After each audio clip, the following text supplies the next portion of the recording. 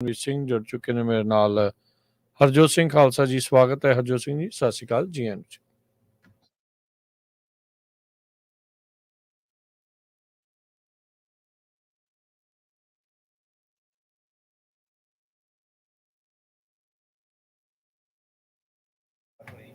ਸਤਿ ਸ੍ਰੀ ਅਕਾਲ ਸਰੋਤਿਓ। ਅੱਜ ਜੂਨ ਦੀ 5 ਤਰੀਕ ਆ, ਦਿਨ ਬੁੱਧਵਾਰ ਆ ਤੇ ਤੁਹਾਡੇ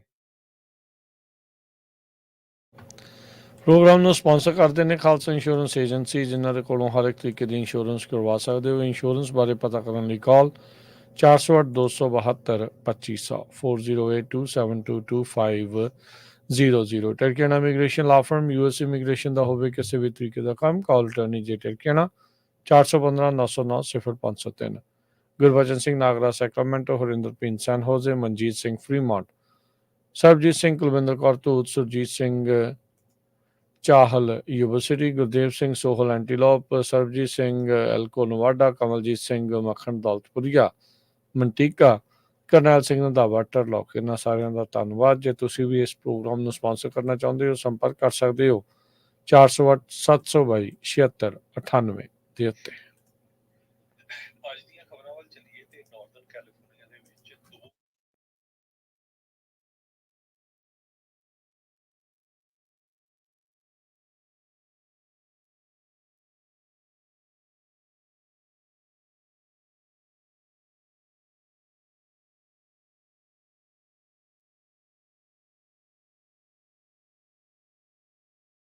ਬਲਕਿ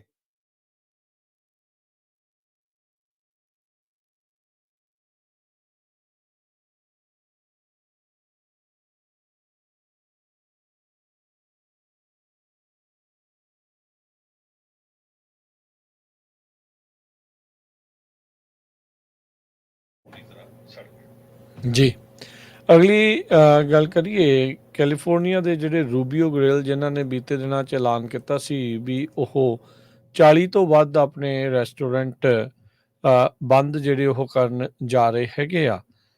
ਉਹਦੇ ਵਿੱਚ ਇਹ ਜਿਹੜੀ ਖਬਰ ਆ ਰਹੀ ਹੈਗੀ ਆ ਵੀ ਉਹਨਾਂ ਨੇ ਹੁਣ ਜਿਹੜੀ ਬੈਂਕਰਪਸੀ ਆ ਉਹ ਫਾਈਲ ਕਰ ਦਿੱਤੀ ਹੈਗੀ ਆ। ਸੋ ਇਹ ਇਸ ਟਾਈਮ ਜਿਹੜੀ ਸਥਿਤੀ ਜਿਹੜੀ ਉਹ ਬਣੀ ਪਈ ਆ। 40 ਸਾਲਾਂ ਤੋਂ ਸੈਂਡੀਏਗੋ ਦੇ ਵਿੱਚ ਇਹਨਾਂ ਨੇ ਰੂਬੀਓ ਕੋਸਟਲ ਗ੍ਰਿਲ ਨੇ ਜਿਹੜਾ ਉਹ ਸ਼ੁਰੂ ਕੀਤਾ ਸੀ। 200 ਤੋਂ ਵੱਧ ਇੱਕ ਟਾਈਮ ਦੇ ਉੱਤੇ ਇਹਨਾਂ ਦੇ ਜਿਹੜੇ ਰੈਸਟੋਰੈਂਟ ਆ ਉਹ ਬਣ ਚੁੱਕੇ ਸੀਗੇ। ਸੋ ਪਰ ਹੁਣ ਕਹਿੰਦੇ ਵੀ ਇਹ ਬੈਂਕਰਪਸੀ ਪ੍ਰੋਟੈਕਸ਼ਨ ਇਹਨਾਂ ਨੇ ਫਾਈਲ ਕਰ ਦਿੱਤਾ ਹੈ ਤੇ ਗੋਲ ਇਹਨਾਂ ਦਾ ਇਹੀ ਆ ਵੀ ਆਪਣਾ ਬਿਜ਼ਨਸ ਓਵਰਆਲ ਸੈਲ ਕਰਨਾ ਹੈ। ਚੈਪਟਰ 11 ਬੈਂਕਰਪਸੀ ਦਾ ਪ੍ਰੋਸੈਸ ਕਹਿੰਦੇ ਆ ਵੀ ਸ਼ੁਰੂ ਹੋ ਚੁੱਕਾ ਆ।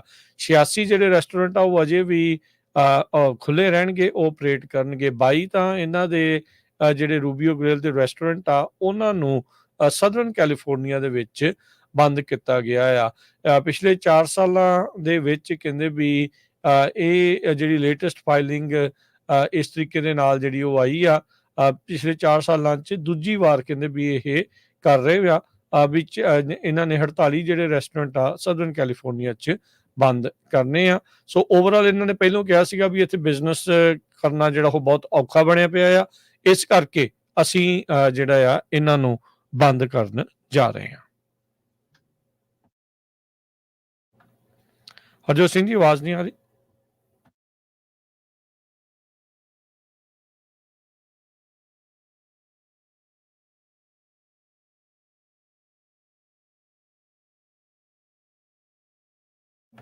ਰਿਸਪੌਂਡ ਕੀਤਾ ਤੇ ਉਹਨਾਂ ਨੇ ਫਾਈਂਡ ਆਊਟ ਕੀਤਾ ਵੀ ਜਿਹੜਾ ਹੋਮ ਓਨਰ ਸੀ, ਘਰ ਦਾ ਮਾਲਕ ਸੀ, ਉਸਨੇ ਐਕਸੀਡੈਂਟਲੀ ਜਿਹੜੀ ਫਾਇਰ ਆ ਉਹ ਸਟਾਰਟ ਕਰ ਦਿੱਤੀ using a torch to exterminate a spider, ਤਾਂ ਕਿ ਜਿਹੜਾ ਸਪਾਈਡਰ ਆ ਉਹਨੂੰ ਮਾਰਿਆ ਜਾ ਸਕੇ।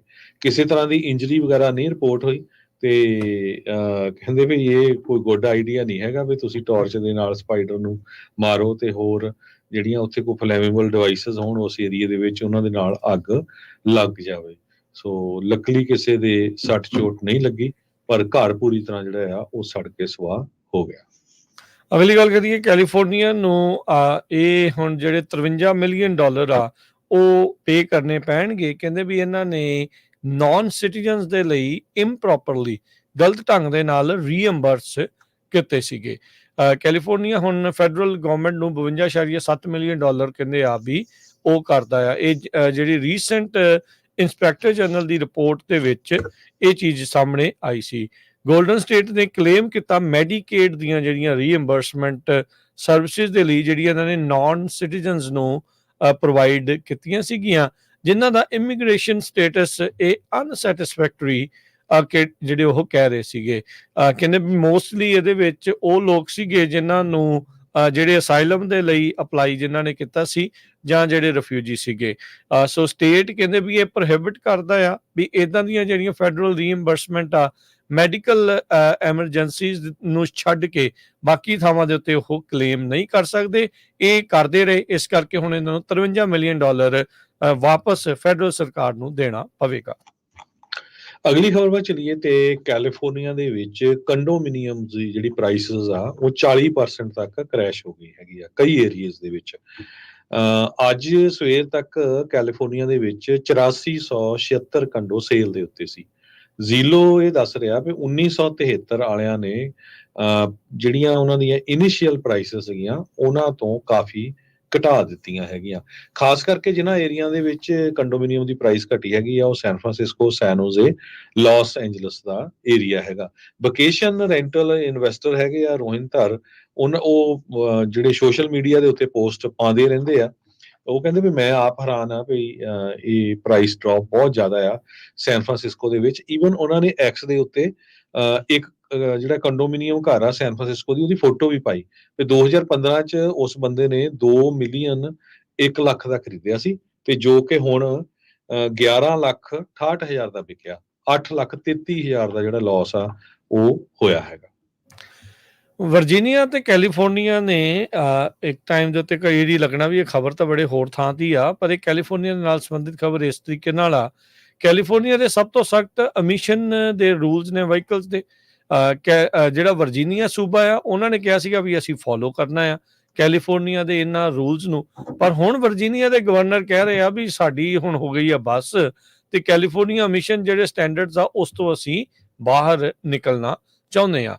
ਗਵਰਨਰ ਜਿਹੜੇ ਗਲੈਨ ਯੰਗਕਿਨ ਆ ਉਹਨਾਂ ਨੇ ਅੱਜ ਐਲਾਨ ਕੀਤਾ ਵੀ ਵਰਜੀਨੀਆ ਅਬੈਂਡਨ ਕਰਨ ਜਾ ਰਿਹਾ ਆ ਕੈਲੀਫੋਰਨੀਆ ਦੇ ਜਿਹੜੇ ਬੜੇ ਹੀ ਸਖਤ ਵਹੀਕਲ ਐਮਿਸ਼ਨ ਰੂਲਸ ਆ ਉਹਨਾਂ ਨੂੰ ਲੈ ਕੇ, ਜੋ ਕਿ ਕਾਰਬਨ ਪੋਲਿਊਸ਼ਨ ਨੂੰ ਘਟਾਉਣ ਦੇ ਲਈ ਸਥਾਪਿਤ ਕੀਤੇ ਗਏ ਹੈਗੇ ਆ। ਕੈਲੀਫੋਰਨੀਆ ਦੇ ਜਿਹੜੇ ਕਰੰਟ ਰੈਗੂਲੇਸ਼ਨਸ ਆ ਉਹ ਐਕਸਪਾਇਰ ਉੱਥੇ ਹੋਣ ਜਾ ਰਹੀ ਆ। ਅਟਾਰਨੀ ਜਨਰਲ ਜਿਹੜੇ ਉੱਥੋਂ ਦੇ ਨੇ ਉਹਨਾਂ ਨੇ ਇਸ ਬਾਰੇ ਜਿਹੜੀ ਹੁਣ ਨਾਲ ਜਾਣਕਾਰੀ ਦਿੱਤੀ ਆ। ਰਿਕੁਐਸਟ ਦੇ ਰਿਸਪੌਂਸ ਦੇ ਵਿੱਚ ਜਿਹੜੇ ਗਵਰਨਰ ਯੰਗਕਿਨ ਨੇ ਜਿਹੜਾ ਪੁੱਛਿਆ ਸੀਗਾ, ਸੈਨੇਟ ਦੇ ਲੀਡਰ ਉੱਥੇ ਦੇ ਰਾਇਨ ਮੈਕਡੋਗਲ ਨੇ ਅਟਾਰਨੀ ਜਨਰਲ ਜੇਸਨ ਮਾਇਰਸ ਉਹਨਾਂ ਨੇ ਓਪੀਨੀਅਨ ਜਿਹੜਾ ਉਹ ਇਸ਼ੂ ਕੀਤਾ ਵੀ ਵਰਜੀਨੀਆ ਨੂੰ ਰਿਕੁਆਇਰ ਨਹੀਂ ਹੈਗਾ ਵੀ ਉਹ ਜਿਹੜੇ ਨਵੇਂ ਮੈਂਡੇਟਸ ਹੁਣ ਕੈਲੀਫੋਰਨੀਆ ਉਹ ਲੈ ਕੇ ਆ ਰਿਹਾ ਹੈ ਵੀ ਉਹਨਾਂ ਨੂੰ ਅਡਾਪਟ ਕਰੇ, ਜੋ ਕਿ 1 ਜਨਵਰੀ ਤੋਂ ਹੋਣ ਜਾ ਰਹੇ ਆ। ਕੈਲੀਫੋਰਨੀਆ ਏਅਰ ਰਿਸੋਰਸ ਬੋਰਡ ਜਿਹਨੂੰ ਕਾਰਬ ਵੀ ਆਖ ਦਿੱਤਾ ਜਾਂਦਾ ਆ ਉਸ ਤੇ ਜਿਹੜਾ ਹੋ ਜ਼ਰੀਏ। ਸੋ ਹੁਣ ਇੱਕ ਜਿਹੜੀ ਇਨਵਾਇਰਨਮੈਂਟਲ ਆਰਗੇਨਾਈਜੇਸ਼ਨ ਆ ਸਦਰਨ ਇਨਵਾਇਰਨਮੈਂਟਲ ਲਾਅ ਸੈਂਟਰ, ਉਹਨਾਂ ਨੇ ਕਿਹਾ ਵੀ ਇਹ ਜਿਹੜਾ ਫੈਸਲਾ ਵਰਜੀਨੀਆ ਦਾ ਇਹਨਾਂ ਐਮਿਸ਼ਨਸ ਸਟੈਂਡਰਡਸ ਤੋਂ ਪਰੇ ਜਾਣਾ ਇਹ ਇਲੀਗਲ ਆ। ਇਹ ਬੜੀ ਛੋਟੀ ਜਿਹੜੀ ਇਹਨਾਂ ਦੀ ਸੋਚ ਆ ਤੇ ਇੱਕ ਮਾੜੀ ਪਬਲਿਕ ਪਾਲਿਸੀ ਆ। ਜੀ ਹਰਜੋਤ ਸਿੰਘ ਜੀ ਆਵਾਜ਼ ਜੀ ਅਗਲੀ ਖਬਰ ਵੱਲ ਚਲੀਏ ਤੇ ਕੈਲੀਫੋਰਨੀਆ ਦੇ ਜਿਹੜੇ ਫਾਇਰ ਫਾਈਟਰਸ ਆ ਉਹ ਹਜੇ ਵੀ ਕੋਰਲ ਫਾਇਰ ਨੂੰ ਫਾਈਟ ਕਰ ਰਹੇ ਆ, ਜਦ ਕਿ ਜਿਹੜਾ ਟੈਂਪਰੇਚਰ ਆ ਉਹ ਟ੍ਰਿਪਲ ਡਿਜਿਟ ਖਾਸ ਕਰਕੇ ਸੈਂਟਰਲ ਵੈਲੀ ਦੇ ਵਿੱਚ ਹੋਇਆ ਹੈਗਾ। ਐਕਸੈਸਿਵ ਹੀਟ ਵਾਰਨਿੰਗ ਇਸ਼ੂ ਕੀਤੀ ਗਈ ਆ ਮਿਲੀਅਨਸ ਆਫ ਲੋਕ ਜੋ ਇਸ ਏਰੀਏ ਦੇ ਵਿੱਚ ਰਹਿੰਦੇ ਹੈਗੇ ਆ। ਅੱਜ ਟ੍ਰੇਸੀ ਵਾਲੇ ਏਰੀਏ ਦੇ ਵਿੱਚ ਜਿਹੜਾ ਟੈਂਪਰੇਚਰ ਆ 106 ਡਿਗਰੀ ਤੱਕ ਪਹੁੰਚ ਗਿਆ, ਜਿੱਥੇ ਕਲੋਨੀਅਲ ਫਾਇਰ ਕੰਟੀਨਿਊਟਲੀ ਬਰਨ ਹੋ ਰਹੀ ਹੈਗੀ ਆ, ਲਗਾਤਾਰ ਉੱਥੇ ਜਲ ਰਹੀ ਹੈਗੀ ਆ। ਹੁਣ ਤੱਕ 14,000 ਤੋਂ ਵੱਧ ਏਕੜ ਸੜ ਕੇ ਸਵਾਹ ਹੋ ਚੁੱਕੇ ਆ। 85% ਕੰਟੇਨ ਵੀ ਕੀਤੀ ਗਈ ਆ, ਪਰ ਕਈ ਏਰੀਆ ਦੇ ਵਿੱਚ ਜਿਹੜੀ ਅੱਗ ਆ ਹਜੇ ਵੀ ਅੱਗੇ ਨੂੰ ਵੱਧ ਰਹੀ ਹੈਗੀ। ਜੀ ਗਰਮੀ ਦੀ ਹੋਈ ਹਰਜੋਤ ਸਿੰਘ ਜੀ ਗੱਲ ਕਰਦੇ ਜਾਈਏ, ਹੀਟ ਡੋਮ ਦੀ ਜਿਹੜੀ ਸਿਚੁਏਸ਼ਨ ਕੈਲੀਫੋਰਨੀਆ ਦੇ ਵਿੱਚ ਆਈ ਆ, ਇਸ ਨਾਲ ਪਹਿਲੀ ਹੀਟ ਵੇਵ ਸੀਜ਼ਨ ਦੀ ਆਈ ਆ। ਸੋ ਬਹੁਤ ਜ਼ਿਆਦਾ ਗਰਮੀ ਆ, ਹਾਈਡਰੇਟ ਆਪਣੇ ਆਪ ਨੂੰ ਜਿਹੜਾ ਰੱਖਿਆ ਜਾਵੇ। ਹੀਟ ਡੋਮ ਜਿੱਦਾਂ ਆਪਾਂ ਐਟਮੋਸਫੇਅਰਿਕ ਰਿਵਰ ਨੂੰ ਗੱਲ ਕਰਦੇ ਰਹਿੰਦੇ ਆ, ਇਸੇ ਤਰੀਕੇ ਦੇ ਨਾਲ ਹੀਟ ਡੋਮ ਵੀ ਇੱਕ ਫਿਨੋਮੀਨਾ ਆ ਜਿਸ ਦੇ ਨਾਲ ਕਹਿੰਦੇ ਵੀ ਜਿਹੜਾ ਹੌਟ 에ਅਰ ਮਾਸ ਆ ਉਹ ਡਿਵੈਲਪ ਹੋ ਜਾਂਦਾ ਆ। ਜਦੋਂ ਹਾਈ ਪ੍ਰੈਸ਼ਰ ਅਲੋਫ ਜਿਹੜੀ ਆ ਉਹ ਵਾਰਮ ਕਰਦੀ ਆ, ਪ੍ਰੀਵੈਂਟ ਕਰਦੀ ਆ ਥੱਲੇ ਜਿਹੜੀ 에ਅਰ ਆ ਉਸ ਨੂੰ ਜਿਹੜਾ ਉਹ ਵਾਰਮ ਕਰਨ ਦੇ ਲਈ। ਸੋ ਅਮਰੀਕਨ ਮੀਟਰੋਲੋਜਿਕ ਸੁਸਾਇਟੀ ਆ ਉਹ ਇਸ ਤੇ ਜਿਹੜਾ ਐਗਜ਼ਾਮਪਲ ਦਿੰਦੀ ਆ। ਫੀਨਿਸ, ਲਾਸ ਵੇਗਸ ਤੇ ਕੁਝ ਜਿਹੜੇ ਇਲਾਕੇ ਟੈਕਸਸ ਦੇ ਆ ਉੱਥੇ ਵੀ ਹੀਟ ਡੋਮ ਵਰਗੀਆਂ ਜਿਹੜੀਆਂ ਸਿਚੁਏਸ਼ਨਸ ਬਣੀਆਂ ਹੈਗੀਆਂ ਆ। ਗੋਲਡਨ ਸਟੇਟ ਦੇ ਵਿੱਚ ਜਿਹੜੇ ਇਨਲੈਂਡ, ਮਾਊਂਟੇਨ ਤੇ ਡੈਜ਼ਰਟ ਕਮਿਊਨਿਟੀਜ਼ ਆ ਉੱਥੇ ਬਹੁਤ ਜ਼ਿਆਦਾ ਐਕਸਟ੍ਰੀਮ ਹੀਟ ਹੋਣ ਜਾ ਰਹੀ ਹੈ। ਇਹ ਵੀਰਵਾਰ ਦੀ ਰਾਤ ਤੱਕ ਜਿਹੜੀ ਇਹ ਭਰ ਗਰਮੀ ਰਹਿਣ ਵਾਲੀ ਆ।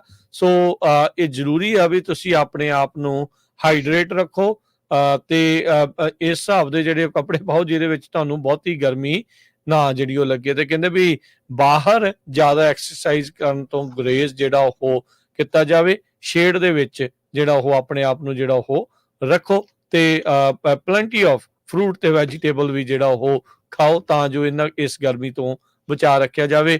ਯੂਜਲੀ ਕੈਲੀਫੋਰਨੀਆ ਦੇ ਵਿੱਚ ਕੀ ਹੁੰਦਾ, ਜਦੋਂ ਇਦਾਂ ਗਰਮੀ ਆਉਂਦੀ ਆ ਤੇ ਉਸ ਤੋਂ ਬਾਅਦ ਦੇ ਵਿੱਚ ਜਿਹੜੀ ਇਲੈਕਟ੍ਰਿਸਿਟੀ ਦੀ ਮੰਗ ਆ ਉਹ ਵੱਧ ਜਾਂਦੀ ਆ ਤੇ ਉਹਦੇ ਤੋਂ ਬਾਅਦ ਦੇ ਵਿੱਚ ਕਈ ਥਾਵਾਂ ਦੇ ਉੱਤੇ ਬਲੈਕ ਆਊਟ ਹੋਣ ਦੀ ਸੰਭਾਵਨਾ ਵੀ ਵੱਧ ਜਾਂਦੀ ਆ। ਸੋ ਧਿਆਨ ਰੱਖੋ, ਆਪਣੇ ਜਿਹੜੇ ਘਰਾਂ ਨੂੰ, ਕਾਰੋਬਾਰਾਂ ਨੂੰ ਪਹਿਲਾਂ ਹੀ ਜਿਹੜੇ ਠੰਡੇ ਕਰ ਲਓ ਤਾਂ ਜੋ ਜਦੋਂ ਬਿਲਕੁਲ ਚੋਟੀ ਦੀ ਗਰਮੀ ਪੈ ਰਹੀ ਹੁੰਦੀ ਆ ਉਦੋਂ ਜਿਹੜੀ એનર્ਜੀ ਆ ਉਸ ਦੀ ਬਚਤ ਹੋ ਸਕੇ।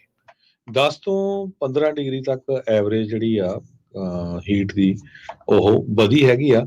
29 ਮਿਲੀਅਨ ਲੋਕ ਇਸ ਟਾਈਮ ਹੀਟ ਅਲਰਟ ਦੇ ਵਿੱਚ ਹੈਗੇ ਆ ਤੇ ਵਾਰਨਿੰਗ ਉਹਨਾਂ ਨੂੰ ਦਿੱਤੀ ਗਈ ਆ ਸੈਂਟਰਲ ਕੈਲੀਫੋਰਨੀਆ ਤੋਂ ਲੈ ਕੇ ਨਿਵਾਡਾ ਤੇ ਐਰੀਜ਼ੋਨਾ ਤੱਕ। ਅਗਲੀ ਖਬਰ ਵੱਲ ਚਲੀਏ ਜੋ ਸੈਨੋਜ਼ੇ ਤੋਂ ਆ ਰਹੀ ਆ। ਸੈਨੋਜ਼ੇ ਦੇ ਵਿੱਚ ਇੱਕ ਬੰਦੇ ਨੂੰ ਚਾਰਜ ਕੀਤਾ ਗਿਆ ਆ ਜੋ ਲੈਂਡਸਕੇਪਿੰਗ ਪੱਥਰ ਜਿਹੜੇ ਰੌਕਸ ਹੁੰਦੀਆਂ ਉਹ ਕਾਰਾਂ ਦੇ ਉੱਤੇ ਸਿੱਟਦਾ ਸੀ ਜਦੋਂ ਕਾਰਾਂ ਸਟਰੀਟ ਦੇ ਵਿੱਚੋਂ ਲੰਘਦੀਆਂ ਸੀਗੀਆਂ।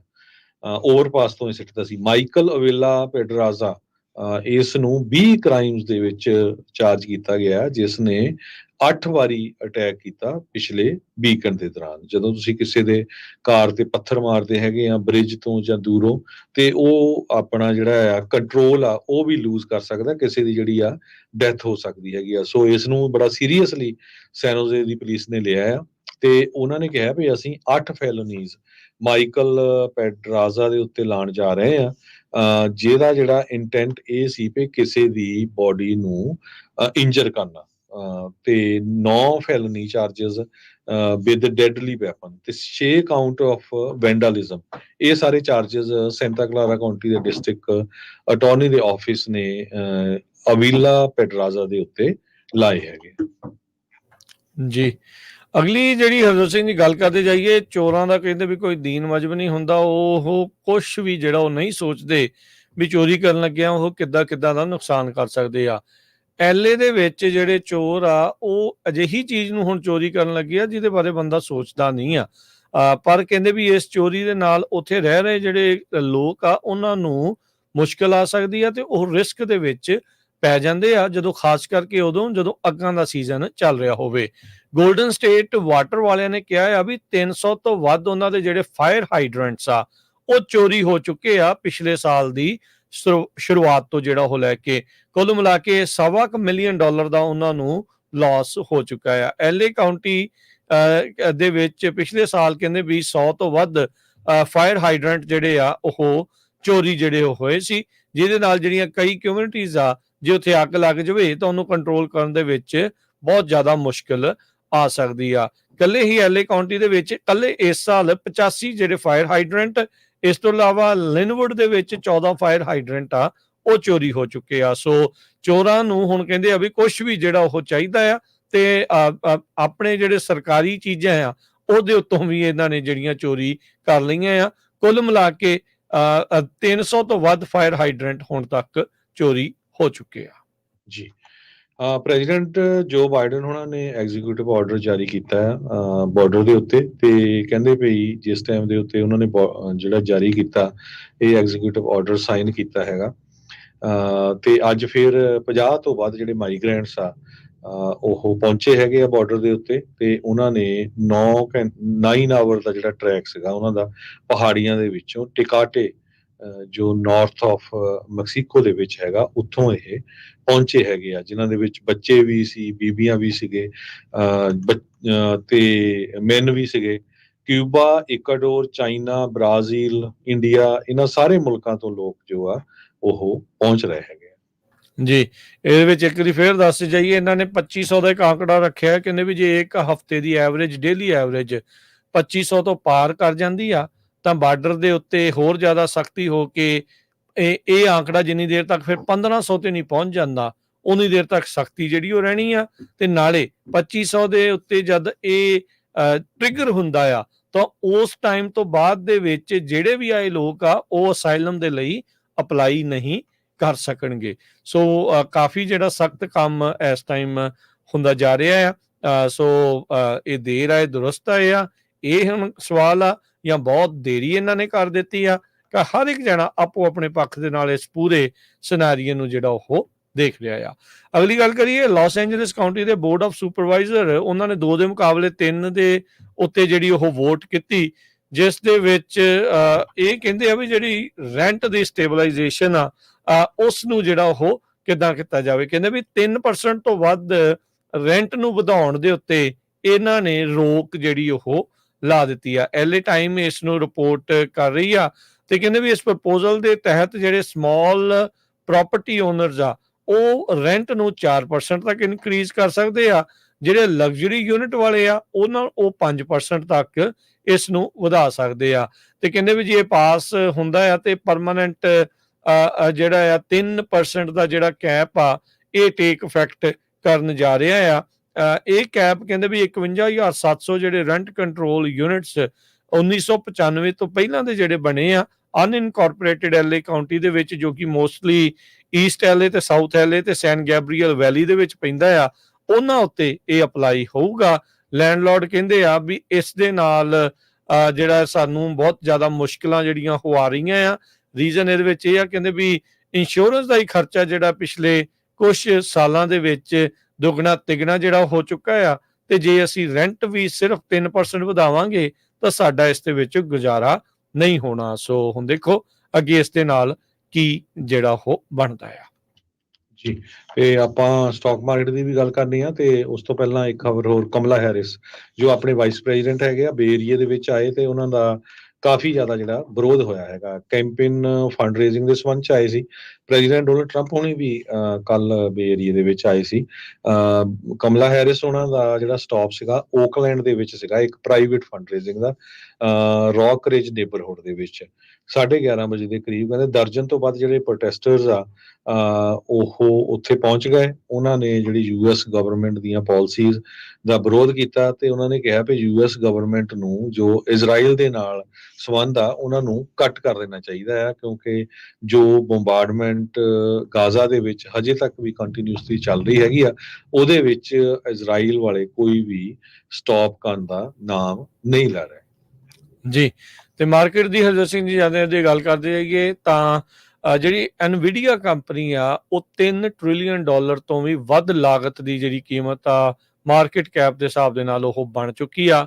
ਐਪਲ ਕੰਪਨੀ ਜੋ ਕਿ ਦੁਨੀਆ ਦੀ one of the first $1 trillion company ਸੀ, ਉਸ ਨਾਲੋਂ ਵੀ ਇਸ ਦੀ ਵੈਲਿਊ ਹੁਣ ਵੱਧ ਹੋ ਚੁੱਕੀ ਆ।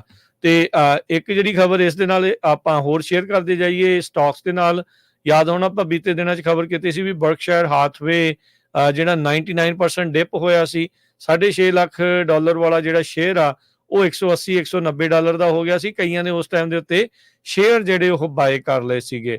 ਤੇ ਇਸ ਵਿੱਚ ਹੁਣ ਇਹ ਪਤਾ ਲੱਗ ਰਿਹਾ ਆ ਵੀ ਜਿਨ੍ਹਾਂ ਨੇ ਉਹ ਇੰਨੇ ਡਿਪ ਦੇ ਉੱਤੇ ਬਾਏ ਕੀਤੇ ਸੀ ਉਹਨਾਂ ਨੂੰ ਇਹ ਸ਼ੇਅਰ ਪੂਰੀ ਕੀਮਤ ਦੇ ਵਿੱਚ ਜਿਹੜਾ ਹੁਣ ਪਵੇਗਾ। $6.5 ਲੱਖ ਦਾ ਹੀ ਜਿਹੜਾ ਸ਼ੇਅਰ ਆ ਇਵੈਂਚੁਅਲੀ ਉਹਨਾਂ ਨੂੰ ਬਾਏ ਜਿਹੜਾ ਉਹ ਕਰਨਾ ਪਵੇਗਾ। ਮੋਸਟ ਪ੍ਰੋਬਬਲੀ ਉਹ ਵਾਪਸ ਜਿਹੜਾ ਉਹ ਉਹਨਾਂ ਨੂੰ ਕਰਨਾ ਪਊਗਾ। ਤੇ ਕਹਿੰਦੇ ਵੀ ਇੱਕ ਇੰਪੋਰਟੈਂਟ ਲੈਸਨ ਵੀ ਉਹਨਾਂ ਨੂੰ ਲਰਨ ਕਰਨ ਨੂੰ ਮਿਲੇਗਾ। ਸੋ ਇੱਕ ਤਕਨੀਕੀ ਨੁਕਸ ਕਰਕੇ ਬਰਕਸ਼ਾਇਰ ਹਾਥਵੇ ਦਾ ਜਿਹੜਾ ਸ਼ੇਅਰ ਆ ਉਹ $6.5 ਲੱਖ ਤੋਂ ਘਟ ਕੇ ਮਹਿਜ $185 ਦਾ ਰਹਿ ਗਿਆ ਸੀ। ਤੇ ਵੈਲਿਊ ਦੀ ਗੱਲ ਕਰਦੇ ਜਾਈਏ, ਡਾਓ ਜੋਨ ਅੱਜ 96 ਪੁਆਇੰਟ ਵੱਧ ਕੇ 38,807 ਤੇ ਬੰਦ ਹੋਇਆ।